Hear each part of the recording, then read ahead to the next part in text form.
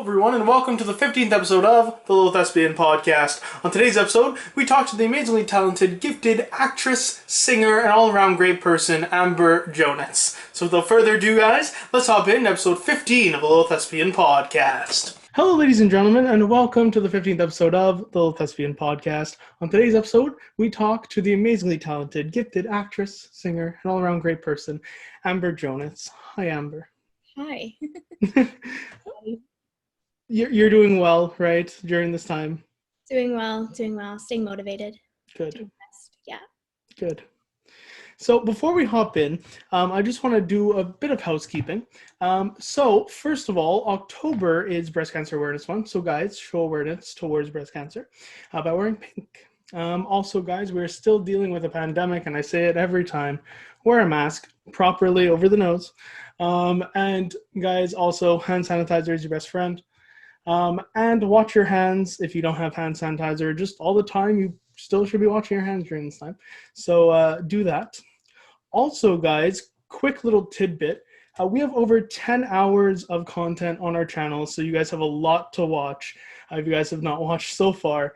That does not include this episode, so you guys are going to have much more coming because we have a jam-packed October. So without further ado, let's hop in with Amber. Our first question is a question that I always started off with. How exactly did you get into theater? That's a good question. I was actually a really shy kid. Wouldn't really talk, which is hard to believe now for many people, I'm sure. And my mom was my preschool teacher.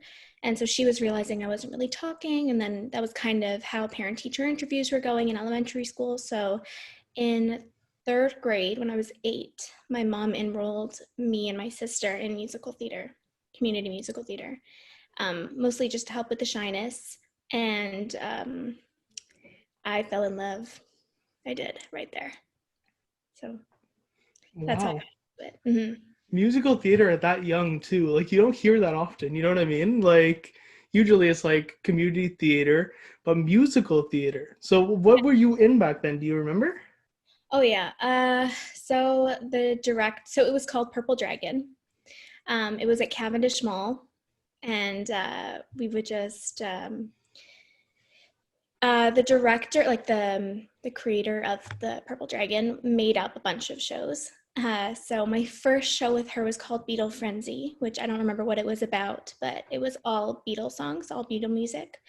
I also did Alice in Wonderland, the musical, Macbeth, the musical. We did Evita, we did The Wizard of Oz, um, Willy Wonka. It was a lot of fun. Now that I think about it, it was a little like my mom told me. She goes, "I sat through a lot of stuff that was just it was painful to watch, but we loved it. We loved Well, it." I bet. And you said a lot of classic ones there, like Wizard of Oz, Yeah, and yeah, I mean Macbeth though. that's the rock opera. Yeah, that was a lot of.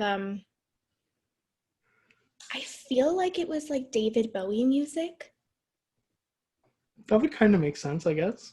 but I could be wrong. I could be totally making that up. And also, when you were that young too, it must have been like Macbeth is not.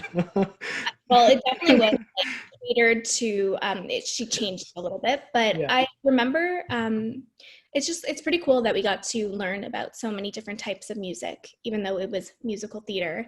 Um, there are so many things that, like, so many songs come on the radio, and I'm like, I know this from being 8 years old.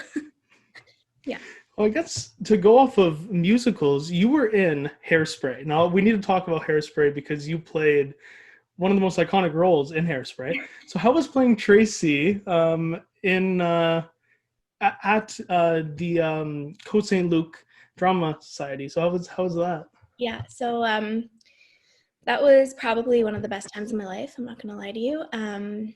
It was by fluke that I auditioned. My friend, who actually we grew up together in Purple Dragon, he was like, "Hey, audition for Hairspray," and I'm like, "I don't know." I was going through some health stuff, some mental health stuff, and I was like, "I don't know." My mom was like, so funnily enough, the first song I sang in Purple Dragon was "Good Morning Baltimore." And so my mom was like, "You know what? Just go and do it. Like, you know, just try, like, whatever."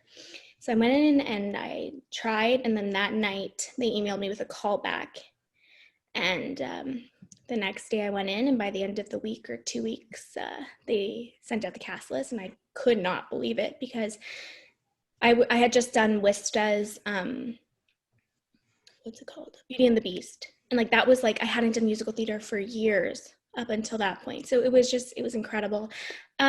Tracy is just such a fun character to play. She's just full of hope and positivity and excitement. And it's hard not to let that rub off on you. And like, there are worse things for, you know, um, it was incredible. The people in that show, to this day, I've never been in a better cast. I've never had connections with, like, it was incredible. And so the guy who I grew up with ended up being Link Larkin. So it was kind of full circle. It was really, really fun. Yeah. Wow. Yeah. What are the chances too? Like Link Larkin and Tracy. I mean, those are two iconic roles, Yeah. It was right? mm-hmm. But yeah, so you played Chip in Beauty and the Beast. Mm-hmm. How was playing such a beloved character also? Because Chip, I mean, he's just so endearing. He's so He's a lot of fun. right. I had a callback for Belle and Babette. So then seeing the cast list, I was like, oh, okay. He ended up being super, super fun. I ended up changing my voice, making him even younger sounding, if you can imagine that. Got a fun wig, and it was so much fun. Again, a great cast, a great group of people who I'm still friends with today. Yeah, I don't know. There's nothing like community musical theater. Community theater is great. Like, I'm not knocking that, but and the same time we remounted Hairspray at the Centaur, which was incredible. And that same time I had auditioned for Abbott, and Wow. I got into Abbott, and that was a lot of fun. Wow. I never knew that. But wow. And then you also, at Abbott, you played another iconic role. Some would say a dream role for some people. You played Abigail Williams in The Crucible. How was that? Because that is a huge role for anyone in theater. That was um, yeah, that was a challenge. I remember going into, so how Terry, our teacher, worked was, he didn't just post cast list. he's quite dramatic about it. And he would kind of, if we really wanted to know, we would go one by one into his office. And I remember the first play we did with Terry was Our Town, Thornton Walther. And I was so set on getting Emily, and I didn't. I ended up playing Mrs. Gibbs, which was a huge challenge and ended up being great for me. But he obviously remembered the disappointment on my face, which also taught me a lot. You know, you're not going to get every role that you want. True. And he said, so I know like you worked really hard on this Abigail audition, but what are you going to say if you don't get it? And I was like, I'm not going to say anything. I was like, I might cry, and that's totally fine. He's like, you know, you handled the disappointment like really, really well. But I do want you to play Abigail. And I said, oh my God, okay, awesome. I didn't realize how challenging it would be. I had bruises on me all the time just from throwing myself on the ground during rehearsals. It was challenging because we would do a lot of improv of stuff and like of people just like screaming mean things at Abigail, which in turn is me as a person, even though they're not saying it to me, they're saying it, but it was, I'd have to remind myself a few times, like, okay, this is not you. It's hard to play a character you don't like. As like reading it, I'm not like, oh, I like Abigail, because you have to end up finding things you like about her in order to play her. But she's not the character you're like, oh, what a sweet girl. So yeah, it was a challenge and ended up being super, super incredible. It was really fun. I remember seeing The Crucible twice, and just I knew you guys, your cast was incredible in that, and I mean Terry, I mean iconic. You gotta love Terry. I say it a lot on this on the podcast where Terry Donald, number one. Number one. Well, I have to also give shout out to Andy Cook, because Andy Cook, Terry. Was your Terry. Exactly. I never got to work with him, but he seemed really sweet. He is. Yeah. Yeah. So to go off of more theater, we're also going to, or we're going to ask you, in regards to, do you have any words of wisdom for people that might want to jump into theater?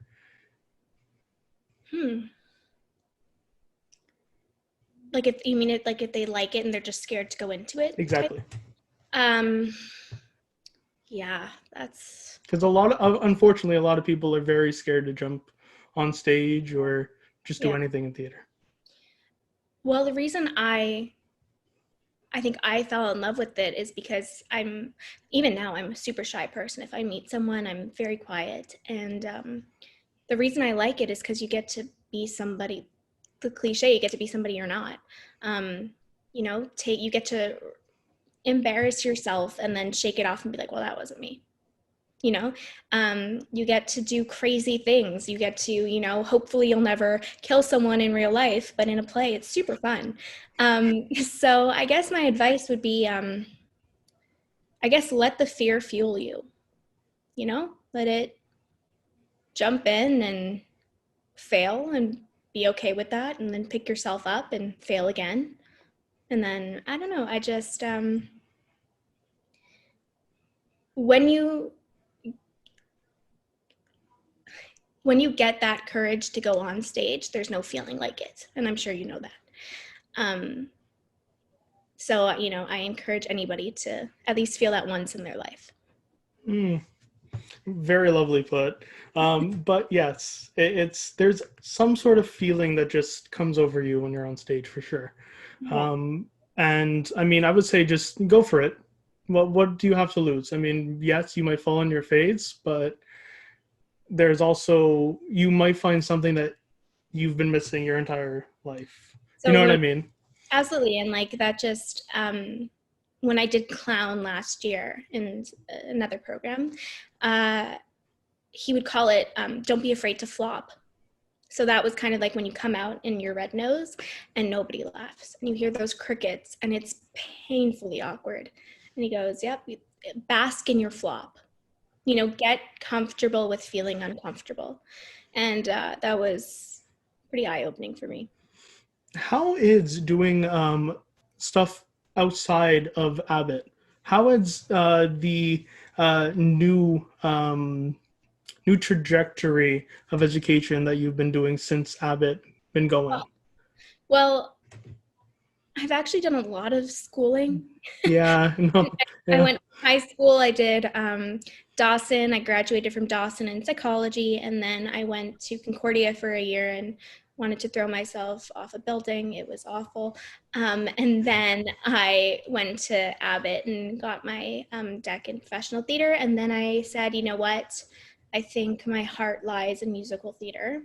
Let me give it a shot. And so I went and auditioned for Randolph. And yeah, did 2 years there. I actually haven't graduated because of the pandemic. They're doing a online musical right now, and I decided to take off for that semester, work for now, and try and do, try and find acting work and stuff like that for now. Because I had the hope that we'd be going back in March to do a real live one, but it doesn't look like that's going to happen. So I'm going to end up doing an online musical. Hmm. But mhm.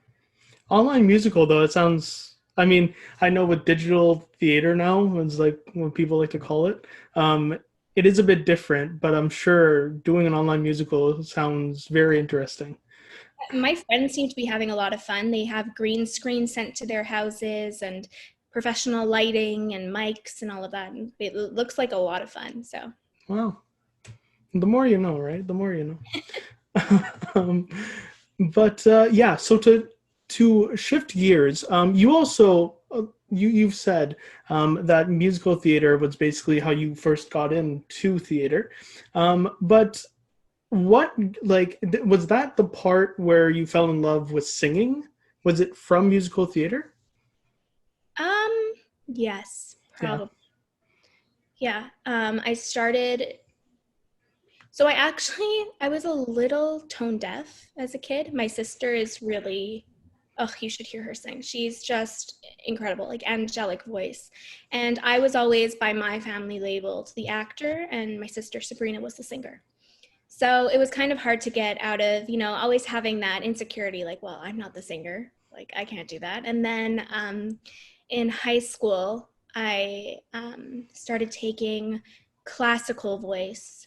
Well, classical voice. We still did musical theater, but it was kind of classically trained, like that route. So from like 14 on, I've done singing lessons.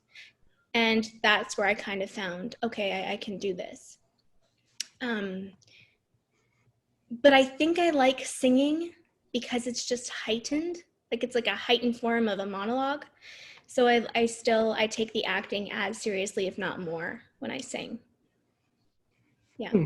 That's a very good way to put it too. It's almost very dramatic singing if you think about it that way, where it's a monologue but like heightened. Yeah. Well, don't they say like if you can't speak, you sing. If you can't sing, you dance. Like it gets bigger and bigger every time. Yeah, I think. Wow. Yeah, no, Yeah. that yeah, I never thought about it that way, but it's very true. And they tell you when you do any musical theater or when you sing that you're acting the song, Yeah. right? So, I mean, very lovely put in regards to just a heightened form, if you want to think about it that way, for sure. Yeah. So to now switch to the last musical you did at Abbott, how was taking a book? We haven't really talked about 15 Dogs on this channel yet, but how was taking something that was never done before Mhm. and putting it on stage? Because I know like a lot of people really love that play because it was so different from anything that we've seen at Abbott. So how was playing several roles in a book that turned into a play on stage? Um, incredibly challenging for Hmm. everyone involved. Uh, because Zach Frazier, the director and creator, um, came up with this play, and there wasn't um, a direct direction of where we were going. We were kind of just figuring it out, cutting things out, adding things in every single rehearsal. It was, you know, we were the props, like we were using pieces of wood and creating the kennel, and we were, you know, the trees. And so that was pretty cool, because something like I've never done before. You know, figuring out like really using your body as like structure. But it was really taxing on a lot of our emotions, mostly because the night before we opened, I think we cut about half an hour of the show out the night before. And a lot of people broke down, overtired, frustrated. Just, you know, but that's, I guess, what comes of a play that doesn't fully exist yet, you know, a play that's in its first creation. So it was, but it also made us, you know, really work as a team, really have each other to lean on. But it was not easy. It's definitely, that's something I learned. It's not, if you're going to create your own stuff, you have to have patience. Well, I can definitely say I wanted to ask that question because many people were asking like how was doing that as your last show, because I mean I know it was taxing. It was just Zach took literally half the play and needed to cut it, right? But it must have been also so fulfilling to put on something like that as your last I like kind of hurrah before leaving to John Abbott for sure. I really loved it because it was so ensemble based. Like we everyone had something to do at all times, and we all yeah, like I said, I think it made a lot of us really, really close, because if one person was crying, someone else was crying, and then someone else had to calm everyone down, and then it was the different person who was, you know, it was just, we all took turns kind of laughing, crying, screaming. Yeah, it was a time, but overall it ended up being a lot of fun, I think. And I think it was something we were all really proud of. Good. Yeah. Yeah, no, I'm super proud of that. I have it right behind me, the mask. But yeah, no, 15 Dogs still to this day is one of my favorite things I've worked on for sure. Yeah. Um, I'm gonna ask a question that I always ask on here. What has been the most challenging role you've needed to do, and what has been the most rewarding for you? I know it's hard. I'll give you a minute. Huh. Um, Challenging, probably Abigail Williams, probably, just because, like I said, it's hard to respect a character you don't really respect. Um, it took a lot of my own time to kind of figure out like how am I going to play, because you know, they say like you're never the villain in your own story. So I had to view her like that. She wasn't, you know, Proctor was coming to her because he was unhappy with his marriage, and she was, you know, the good person that he was leaning on, rather than, you know, that's not really the case. Um, but so that was probably the most challenging. The most rewarding, probably Hairspray, mostly because of the relationships I made, the friendships I got to keep from it. I mean, it was for sure rewarding, as you know, like there were so many little girls that came and would want pictures with Tracy, and would say, you know, I want to be you when I grow up. Not to me, but like to Tracy. Would come in with they'd be dressed up, and that was so much fun, like super, super rewarding in that sense as well. But just the most rewarding thing were the friendships and the relationships I built with those people. Like, yeah. Very, very, like, I find that when you're also, because I've done children theater too, when there's something about kids that come and enjoy a show that much, it just is so lovely. Which is why I want to ask, because I know like the amount of kids that probably went to go see Beauty and the Beast, and as you just said, went to go see Hairspray. Have you ever thought about doing more children theater because of it? So in high school, I actually did something called Teen Tour Theater, which I actually forgot about until now. It was straight theater, not musical, and we would go to elementary schools for the most part and perform for them. Um, I do like children's theater. I have nothing against it. If the opportunity arose, I would definitely do it. But mm, like that's not where my passion lies, I don't think. I get you. I get Yeah. you. But yeah, no, it's definitely something that if you guys are just getting into theater, I would highly suggest that because usually kids, they're either one, they're gonna love it regardless of what happens, or they might give you feedback that is not so endearing all the time, but they're If they're still sorry, you were gonna say? honest. They're Yeah. very honest. But I mean that's the type of people you may want to start off with if that's something you want to jump into, for sure. Yep. So before we go on to our last question, I want to say who's coming on next episode. So next episode, we will be having Aaron Kaye join us, and it's going to be a great time. We're going to talk again, 15 Dogs. We're also going to talk Pride and Prejudice and beyond. So it's going to be a great time. So the last question I have for you, Amber, is are there any roles that you would love to play moving forward now that you've been through Randolph and you've done Hairspray and you've done some big musicals and some big plays like The Crucible? Is there another role that you are really keen on playing? So I many. know it's always that cliche.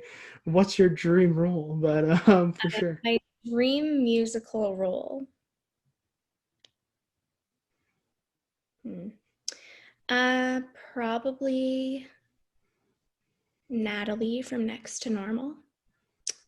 It's a big show. And it's so not like I usually always lean towards the comedic stuff, but yeah, that'd probably be a dream role. And when I'm older to play her mother, that'd be incredible. And I'll play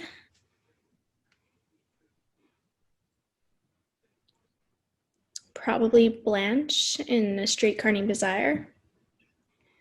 Typical, but Iconic. also very, very, very challenging. Yeah, those are the, yeah. Next to Normal too. That's one that like a lot of people don't know unless they're musical theater fans. Next to Normal, you know what I mean? Like now they know like Dear Evan Hansen and Hamilton, and you know what I mean. Mhm. But Next to Normal, that yeah, it's true. It's a lovely play. Not play, but musical. Musical is the music is incredible, first of all, and the story is just mind blowing. It's yeah, you just you that's a yeah, it's not for kids for sure. So please, if you have young kids, do not. But it's pulls on some heartstrings for Sure. sure. And A Streetcar Named Desire. I mean, if you are a theater actor, and you don't know A Streetcar Named Desire, get your hands on it and read it, watch it, do whatever you can because that play is iconic from Tennessee Williams for Yeah, sure. for sure. And A Crucible, definitely check it out. Just some reading recommendations for people that, again, might be hopping into theater. Definitely Arthur Miller's A Crucible. It was the first play I actually ever read. A Oh, really? Crucible was, yeah. Which is, That's it's weird because you usually don't start off with something that it's a terrifying. dense text too. It's not an easy read. No.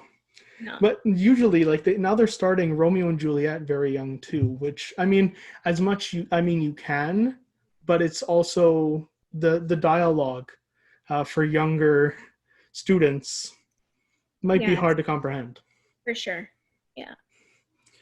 All right, well, that sums it up. It's been a great time talking to you, Amber. It's been a while, but I'm so glad we could catch up on this for sure. Yeah, me too. Thank you so much for having me. I appreciate it. You're welcome. And anytime any guest wants to come back on, I'm so for it. I love talking to everyone in regards to theater. But before you go, I always shine a light on all my guests. So, Amber, my God, you are just so endearing, loving. I know it comes across. It really does. A smile on point. But also just working with you, even though it was for a very short time, it was great doing so. And you singing, girl, keep at that, obviously. Thank You you. singing and acting, you are so welcome. But yeah, you need to keep doing what you're doing. And hopefully we get out of this pandemic very soon. And we get to work together again soon. That'd be Yes. lovely. That would be Good. lovely. I have to play your son again. That's what I need to do. Because I played your son in 15 Dogs, right? So we need to do that again. Oh my gosh. Yes. Yes. Oh, wow. Throwback. My God.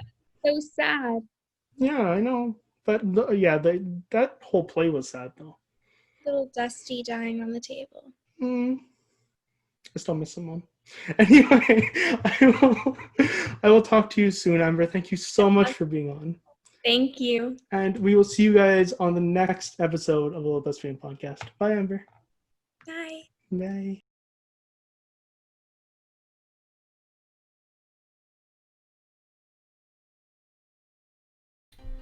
The lights are off. The curtain has fallen. And it's time to say goodbye.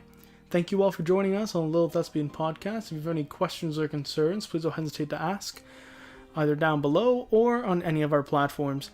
On the next episode of the Little Thespian podcast, we talk to the amazingly talented, gifted actress, singer, and all-around great person, Erin Kaye.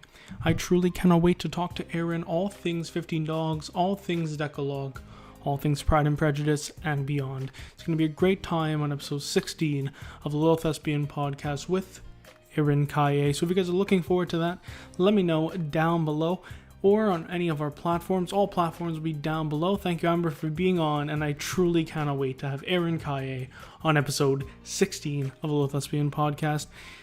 Thank you all for watching. Don't forget to shine bright all the time, guys. I cannot believe we're already done 15 episodes of the Little Thespian podcast, and we're moving on to episode 16 next week with Erin Kaye. It is truly phenomenal that we've lasted this long, and thank you guys so much for the amazing support. If you guys want to support us some more, don't forget to like this video, comment your thoughts down below, and subscribe to us here on YouTube. It helps us out tremendously. Also hit the bell to stay notified on all future videos, not just the podcast will be on this channel. So you guys are going to have some amazing videos coming soon. Hope you guys have enjoyed this video. Thank you all for watching once more, or listening, and we will see you all on the next Little Thespian podcast. Don't forget to shine bright. This has been your host, Matthew Crandall, and I'll see you all on the next Little Thespian podcast.